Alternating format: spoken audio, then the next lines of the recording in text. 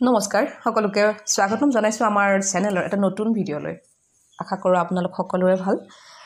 এটা পলম নকৰি আজি বিষয়বস্তু জানো ভিডিঅ'টিৰ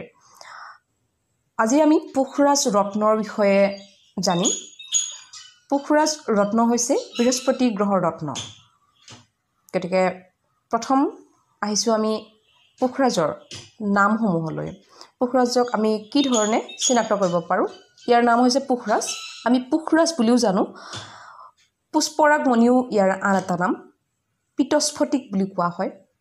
পিতমণি বুলিও জানো জীৱৰত্নও ইয়াৰ আন এটা নাম আকুট বুলিও ইয়াক জনা যায় এতিয়া আহকচোন ইয়াৰ বৰণৰ বিষয়ে আমি জানো এই পুখৰাজ ৰত্ন হালধীয়া ৰঙৰ বগা ৰঙৰ হ'ব পাৰে পাতল ইখত হালধীয়া হ'ব পাৰে আদি বিভিন্ন ধৰণৰ বিভিন্ন বৰণৰ পুখৰাজ দেখিবলৈ পোৱা যায় ইয়াৰ প্ৰাপ্তি স্থান মানে ইয়াৰ উৎপত্তি স্থান ক'তনো এই বিষয়ে জানো আহক ৰুছ দেশৰ সাইবেৰিয়া অঞ্চল ব্ৰাজিলতো পোৱা যায় ব্ৰেডোচিয়াত পোৱা যায় শ্ৰীলংকা জাপান মেক্সিকো ইংলেণ্ডৰ Queensland New South Wales Thailand আমেৰিকাৰ মণ্টেনা পূব আফ্ৰিকা আদি স্থানত এই পুখৰাজ ৰত্ন পোৱা যায়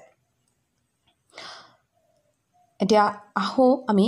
ইয়াৰ উপকাৰিতাৰ বিষয়ে জানিবলৈ ইয়াৰ উপকাৰিতা বৰ্ণাই শেষ কৰিব নোৱাৰি পুষ্পৰাগমণি ধাৰণ কৰিলে মানে পুখৰাজমণি ধাৰণ কৰিলে ব্যক্তিৰ মন উদাৰ হয়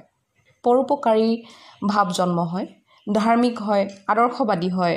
ব্যক্তিত্বৰ বৃদ্ধি হয় শুভ পৰিকল্পনাৰ উদয় হয় মনত ভক্তিভাৱৰ উদয় হয় মনত স্বাধীনতাৰ স্পৃহা জাগে শাস্ত্ৰজ্ঞ হয় সাধনাৰ প্ৰতিও কৰ্মক্ষেত্ৰত সাফল্য বৃদ্ধি হয় সাধনাৰ উপৰিও কৰ্মক্ষেত্ৰত সাফল্য বৃদ্ধি হয়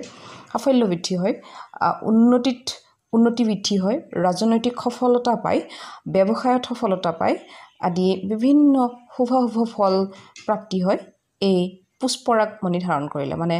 ইয়েলো চেফায়াৰ ধাৰণ কৰিলে এতিয়া আহো বৃহস্পতি গ্ৰহৰ মহাগুৰু বৃহস্পতি গ্ৰহৰ বাবে বা বৃহস্পতি গ্ৰহৰ অশুভ অৱস্থানে আমাৰ জীৱনত কি ধৰণৰ সমস্যা কঢ়িয়াই লৈ আহিব পাৰে আহকচোন যেনে